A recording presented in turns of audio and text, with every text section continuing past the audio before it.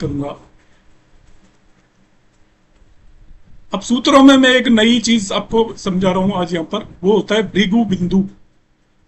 ये एक बहुत इंपॉर्टेंट बिंदु होता है एक कुंडली के अंदर। जैसे आप लोग मैरिज के लिए विवाह सैम देखते हैं, वो भी एक बिंदु होता है। इसी तरीके से यदि आप ताजिक में चले जाएं, वर्सवल में जाने चले जाएं, तो अलग अलग तरह के सैम होते हैं, वो सभी बिंदु होते हैं। उस पर्टिकुलर काम से रिलेटेड वो बिंदु बहुत ही ज्यादा इंपॉर्टेंट होते हैं। इसी तरीके से आपकी जिंदगी के अंदर कौन से शुभ और अशुभ इवेंट होने वाले हैं, उसमें भृगु बिंदु का बहुत इंपॉर्टेंट रोल होता है। तो सबसे पहले मैं आपको भृगु बिंदु निकालना बताऊंगा यहाँ पर, और उसके बाद मैं राहु का एक कंफर्मेटिव सूत्र बताऊंगा। भृगु बिंदु एक्चुअली क्या होता है, आपकी कुंडली के अंदर चंद्रमा और राहु के बीच के मिड पॉइंट को, चंद्रमा का लॉन्गिट्यूड और मून का लॉन्गिट्यूड, जिसे हिंदी में बोगांस बोलते हैं, दोनों के बिल्कुल बीच में जो पॉइंट आता है उसे भृगु बिंदु बोलते हैं। यहां पर मैं इसको लिख रहा हूं, longitude of moon minus longitude of Rahu divided by 2। अब क्या होगा, किसी की कुंडली में यदि मून का लॉन्गिट्यूड या बोगांस राहु के लॉन्गिट्यूड से कम है, तो आप राहु के लॉन्गिट्यूड में से मून के लॉन्गिट्यूड को सब्ट्रैक्ट करेंगे। बोथ वे लगा देना है ये, जिसका भी ज्यादा है उसमें से कम के लॉन्गिट्यूड को या बोगांस को सब्ट्रैक्ट करने पर, 2 से डिवाइड करने पर एक हम लिखेंगे ए, एक पर्टिकुलर पोजीशन आएगी। वही एक्चुअल में भृगु बिंदु है, मगर उसकी पोजीशन निकालने के लिए हम क्या करेंगे, longitude of moon minus longitude of Rahu, दोनों के डिफरेंस को 2 से डिवाइड कर देंगे। दोनों के बीच के मिड पॉइंट को हम भृगु बिंदु बोलते हैं। मैं फिर से रिपीट कर रहा हूं, लॉन्गिट्यूड ऑफ मून यदि ज्यादा है तो उसमें से लॉन्गिट्यूड ऑफ राहु को सब्ट्रैक्ट करेंगे, यदि राहु ज्यादा है तो उसमें से मून को सब्ट्रैक्ट करेंगे, जो भी आया 2 से डिवाइड कर देंगे। इसको ए लिख दिया है। अब इसे इन दोनों में जो भी कम है उसके अंदर ऐड कर देंगे। मून और राहु में से जो भी कम है दूसरे नंबर पर जो लिखा हुआ है उसमें ऐड कर देंगे। Add a to longitude of Rahu और moon, whichever is less it will give Bhrigu बिंदु।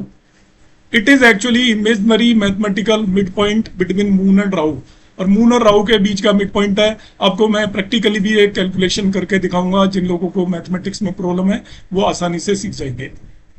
यहां पर मैं अभी कैलकुलेशन करके आपको बताने वाला हूं भृगु बिंदु किस तरीके से निकालेंगे। सूत्र क्या है, अब ये देखिए राहु का, और बहुत ही जबरदस्त सूत्र है ये CS पटेल सर ने अपनी बुक के अंदर लिखा हुआ है। सक्सेना जी एक बहुत अच्छे एस्ट्रोलॉजिस्ट थे, उन्होंने अपने एक पेपर के अंदर ये मेंशन किया था। और नाड़ी सूत्रों के बहुत सारे जो जानकार हैं, कई सारी बुक्स के अंदर ये सूत्र पब्लिश है, और मैंने कई कुंडलियों पर लगाया और बिल्कुल सटीक बैठा, तभी मैं आपके पास इसे कंफर्मेटिव सूत्र बोलकर लेकर आया हूं।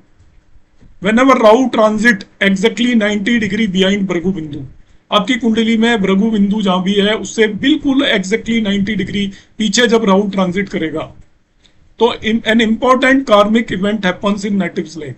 आपकी जिंदगी का एक बहुत ही इंपॉर्टेंट इवेंट होगा। वो इंपॉर्टेंट इवेंट कुछ भी हो सकता है, आपकी मैरिज हो सकती है, आपकी बहुत बड़ी नौकरी लग सकती है, आपको बहुत बड़ी पोस्ट मिल सकती है।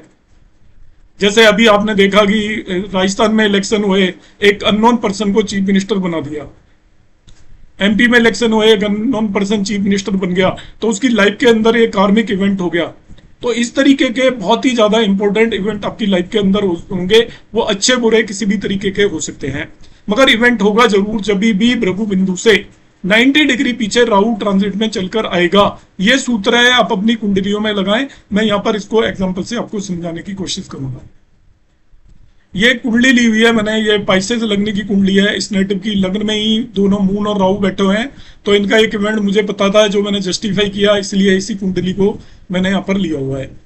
तो यहाँ पर जो मून का है वो साइन है पाइसेस में 11 साइन पास 24 डिग्री मिनट्स को छोड़ दिया है मैंने। और जब मैं राहु को देखता हूं तो वो 11 साइन पास्ट 20 डिग्री 9 मिनट्स। तो राहु की डिग्रीज, ये मून की डिग्री, सॉरी गलत बोल गया हूं मैं, पाइसेस में 11 डिग्री 24 मिनट है, और राहु है आपका पाइसेस में 20 डिग्री 9 मिनट। तो आप देखेंगे यहाँ पे राहु की डिग्री ज्यादा है मून की डिग्री से। तो राहु और मून में जिसकी भी डिग्री ज्यादा है उसमें से कम वाले को सब्ट्रैक्ट करना है। तो राहु की डिग्री है देखिए 11 साइन पास 20 डिग्री 9 मिनट्स। इसको 11 साइन को मैंने डिग्रीज में कन्वर्ट कर लिया है 30 से मल्टीप्लाई करके, तो 11 इंटू 30 330 हो गया, और ये 20 मिलकर 350 डिग्री 9 मिनट ये हो गया आपका लॉन्गिट्यूड या भोगांश राहु का। मून है आपका 11 साइन पास्ट 11 डिग्री 24 मिनट, ये रहा 11 साइन पास्ट 11 डिग्री 24 मिनट।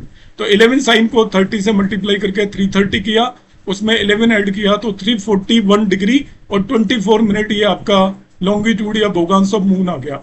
अब हमें राहु का ज्यादा दिखाई दे रहा है मून से, तो राहु के में से मैंने मून को सब्ट्रैक्ट कर दिया, इन दोनों का डिफरेंस ले लिया है। राहु के लॉन्गिट्यूड में से मून के लॉन्गिट्यूड का डिफरेंस ले लिया है। डिफरेंस लेने पे एक्चुअली 8 डिग्री और 45 मिनट्स आ गया। कैलकुलेट कर लिया मैंने 8 डिग्री 45 मिनट। तो जैसे मैंने बताया था इन दोनों का डिफरेंस लेना है, मून ज्यादा होता तो मून में से राहु को सब्ट्रैक्ट करता। अब इसे हम 2 से डिवाइड कर देंगे जो भी आया है। तो 2 से डिवाइड करने पे ये आ जाएगा आपका 4 डिग्री और रफली 22 मिनट्स आएगा। 22 मिनट 30 सेकंड आएगा। 30 सेकंड को मैंने यहाँ पे छोड़ दिया है, कोई बहुत जरूरी नहीं है उसे लेना। तो 4 डिग्री 22 मिनट्स आ गया। इसको अब हम क्या करेंगे, इन दोनों में जो भी लेस है उसमें ऐड कर देंगे। तो मून का लॉन्गिट्यूड ऐड लेस है, मून का लॉन्गिट्यूड है 11 साइन 11 डिग्री 24 मिनट, उसमें मैंने इसको 4 डिग्री 22 मिनट्स को ऐड कर दिया। तो ये आ जाएगा 11 sine 15 degree 46 minutes. Rough accurate calculate करूंगा तो 46 मिनट 30 सेकंड्स आएगा, उसकी कोई बहुत ज्यादा जरूरत नहीं है। तो ये भृगु बिंदु निकाल दिया इस नेटिव का मैंने। तो भृगु बिंदु भी ये लग्न में ही आ रहा है और 11 साइन 15 डिग्री 46 मिनट्स है इसका भृगु बिंदु।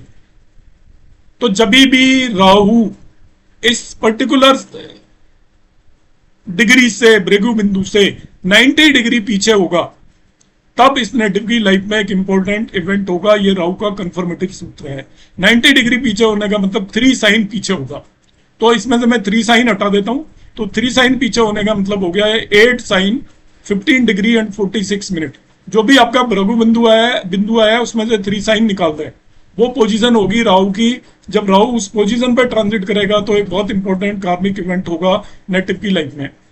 तो इस पर्टिकुलर नेटिव की लाइफ में हमेशा एक इंपॉर्टेंट इवेंट होने वाला है जब भी राहु आपका सजिटेरियस या धनु राशि में 15 डिग्री 46 मिनट पर ट्रांजिट करेगा। तो इस पर्टिकुलर पर्सन की कुंडली के अंदर अगस्त 2010 में ऐसा हुआ था और एक इंपॉर्टेंट कार्मिक इवेंट हुआ इसकी लाइफ के अंदर कि he was promoted out of turn. ये गवर्नमेंट सेक्टर में होते हुए भी इसको आउट ऑफ टर्न प्रमोशन मिला, जो कि गवर्नमेंट सेक्टर में पॉसिबल नहीं होता। तो नॉर्मली जो इवेंट नहीं होने वाला था वो इवेंट इस नेटिव की लाइफ के अंदर 2010 में हुआ। मैंने इसको वेरीफाई किया, उस नेटिव ने भी बताया बिल्कुल एग्जैक्टली उस टाइम पे इवेंट हुआ है। मैंने इनकी कुंडली पर लगाया, मैंने पूछा आप सोचिए अगस्त 2010 में कुछ इवेंट हुआ है क्या, तो इन्होंने बताया मुझे और ये यहाँ पर सूत्र अच्छे से लग गया। उम्मीद है आपको ये सूत्र अब समझ में आ गया होगा।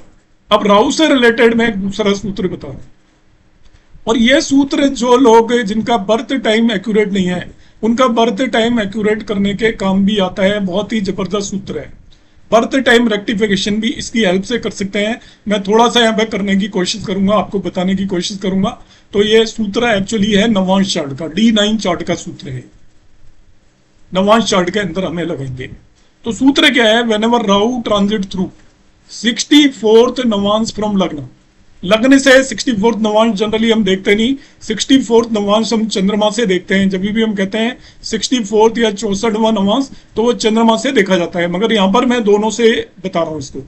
64th नवांश फ्रॉम लग्न, उसको देखने का तरीका क्या है कि नवांश चार्ट में लग्न से चौथा हाउस 64th नवांश होता है, और वैसे 64th नवांश जो होता है वो चंद्रमा से चौथा हाउस होता है। चंद्रमा जहां पे भी हो उससे चौथा हाउस होगा। तो इस नेटिव के लिए 64th नवांश फ्रॉम लग्न तो 1 साइन में, और 64th नवांश एक्चुअल में जिसे बोलते हैं वो चंद्रमा से चौथे भाव, मतलब इसकी लग्न में आएगा। यहाँ पे चंद्रमा इस साइन में 7 साइन में, तो इससे 4 काउंट करेंगे तो 1 2 3 4। इसका 64th नवांश का लॉर्ड सैटर्न है और 64th नवांश इसकी D9 चार्ट की लग्न में आ रहा है, और लग्न से 64th नवांश इसके चौथे भाव में 1 साइन के अंदर आ रहा है। इनमें से दोनों में से जब भी राहु ट्रांजिट करेगा तो नेटिव के किसी भी बहुत ही क्लोज रिलेटिव की डेथ होगी। क्लोज रिलेटिव में दादा दादी, मदर फादर, मामा मामी, चाचा चाची, मौसा मौसी, बिल्कुल क्लोज रिलेटिव की डेथ होगी। मैक्सिमम केसेस में यह सूत्र अप्लाई होता है। इस पर्टिकुलर नेटिव के फरवरी 2005 में राहु ट्रांजिट कर रहा था एरीज साइन से। लग्न से 64th नवांश में, तो इस नेटिव की मदर की डेथ हुई थी। ये इस पर बिल्कुल सटीक लगा था इस पर्टिकुलर चार्ट के ऊपर। अब ये बर्थ टाइम रेक्टिफिकेशन में किस तरीके से काम आता है? बर्थ टाइम रेक्टिफिकेशन में इस तरीके से काम आता है कि बाय द वे आपका इस पर्टिकुलर एरीज साइन के अंदर राहु ट्रांजिट कर रहा था, तब इसके रिलेटिव की डेथ हुई। वो Aries sign by the way suppose यहां पर होता 5th हाउस के अंदर, या वो होता है यहां पर एरीज साइन 3rd हाउस के अंदर, तब मैं इसका टाइम थोड़ा बहुत एडजस्ट करता और एडजस्ट करके उसको मैं इसके 4th हाउस के अंदर पहुंचा देता राहु को, सॉरी एरीज साइन को। तो जितना टाइम एडजस्ट करके एरीज साइन में यदि वो पहुंच जाता राहु, आगे पीछे 5-10 मिनट करने पर, वो उस नेटिव का एक्यूरेट बर्थ टाइम होता। इसको आप आसानी से देख सकते हो। इसी तरीके से यदि आपका 6th नवांश इसका लग्न में आ रहा है, बाय द वे इसका नेटिव की राहु यदि जब इसके 7 साइन से ट्रांजिट कर, वो सॉरी 10 साइन से ट्रांजिट करेगा, तभी भी इस नेटिव के किसी क्लोज रिलेटिव की डेथ होने की बहुत सारी पॉसिबिलिटी होगी। अब 10 साइन में राहु के ट्रांजिट करने पे इसके किसी भी रिलेटिव की डेथ हो जाती है, मगर 10 साइन एक्चुअली इसका 64th नवांश नहीं आ रहा है, थोड़ा आगे पीछे आ रहा है। तब हम इसका थोड़ा सा टाइम एडजस्ट करके 2-4 मिनट एडजस्ट करके इसके 10 साइन को इसके 64th नवांश में हम लेकर आएंगे, और इस तरीके से हम इसका बर्थ टाइम वेरीफाई कर सकते हैं, रेक्टिफाई कर सकते हैं। तो उस पर मैं एक सेपरेट अलग से वीडियो बनाऊंगा। अभी जो मैंने बताया है वो सूत्र है राहु से रिलेटेड, मैं इसको रिपीट कर देता हूं। जब भी राहु नवांश में 4th फ्रॉम लग्न जो भी साइन है उससे ट्रांजिट करता है, या मून से 4th साइन, इन्हें हम रेस्पेक्टिवली 64th नवांश फ्रॉम लग्न and 64th Navamsa from moon बोलते हैं, तब नेटिव के किसी भी क्लोज रिलेटिव की डेथ होने की पॉसिबिलिटी होती है। इसे आप भी वेरीफाई कर सकते हैं। और जैसा कि मेरे प्रीवियस वीडियोस में बहुत सारे लोगों ने अपने अपने इवेंट को जस्टिफाई करके भेजा कि हमारे साथ ऐसा हुआ, कुछ लोगों ने कहा नहीं हुआ। फिर भी आप इन इवेंट्स को भी यदि वेरीफाई करते हैं और आपको लगता है ऐसे सच में हुआ है, तो आप मेरे पास उसे भेजें, जिससे कि हमारा रिसर्च वर्क आगे बढ़ सके। कन्फर्मेटिव सूत्र 3 और 4, ये 3rd सूत्र के.एन. राव सर भी यूज करते हैं, और भी बुक्स में अवेलेबल है। आप में से बहुत सारे लोगों को जानकारी होगी, यदि उन्हें जानकारी है तो बहुत अच्छी बात है। मेरा केवल उन लोगों के लिए है वीडियो जिन्हें जानकारी इसकी नहीं है। जब भी राहु की महादशा हो, इसको ध्यान से सुन लें। आपकी यदि राहु की महादशा चल रही है, ट्रांजिट वाला राहु जब भी आपकी कुंडली के राहु के ऊपर से ट्रांजिट करेगा, जैसे एट प्रेजेंट राहु ट्रांजिट कर रहा है 12 साइन में, यदि आपकी राहु की महादशा चल रही है और आपकी कुंडली के अंदर राहु 12 साइन में है, तो इस पीरियड में आपको बहुत ही ज्यादा केयरफुल होने की जरूरत है। आपकी लाइफ के अंदर कोई बहुत ही सडन इवेंट हो सकता है, खराब इवेंट हो सकता है। You have to very cautious. मैं फिर से रिपीट कर रहा हूं, जिसकी भी राहु की दशा चल रही हो, उस वक्त आपकी कुंडली के राहु के ऊपर से यदि ट्रांजिट वाला राहु ट्रांजिट कर जाए, तो उस पीरियड में नेटिव को केयरफुल होना चाहिए। उस पर्टिकुलर पीरियड में जब आपका ट्रांजिट वाला राहु 1.5 साल तक करीब ट्रांजिट करेगा, आपको बहुत केयरफुल होना है। उस ड्यूरेशन के अंदर आपकी लाइफ के अंदर कोई बहुत ही अप्रिय घटना घट सकती है। सूत्र नंबर 4 की बात करूंगा। ये भी के.एन. राव सर इसको भी मेंशन करते हैं बार बार, उनकी बहुत सारी बुक्स में भी लिखा हुआ है। और ये बड़े बड़े लोगों को, यदि आप इंदिरा गांधी, संजय गांधी, राजीव गांधी, इनका नाम इसलिए लिया जाता है कि इनके इवेंट सभी लोगों को मालूम है। इनकी कुंडलियों में भी ये चीजें हुई है, तो वो मैं यहाँ पर एग्जाम्पल से नहीं बता रहा हूं, मैं सिंपली यहाँ पर अब सूत्र बता रहा हूं जो आप लगा सकते हैं। सैटर्न राहु की जब भी आपकी दशा चल रही है, आप चेक कर लेना अपनी कुंडलियों में। शनि के अंदर जब राहु की, सैटर्न राहु की जब भी दशा चल रही हो, तो वो आपके क्लोज रिलेशंस के लिए बहुत खराब होगी।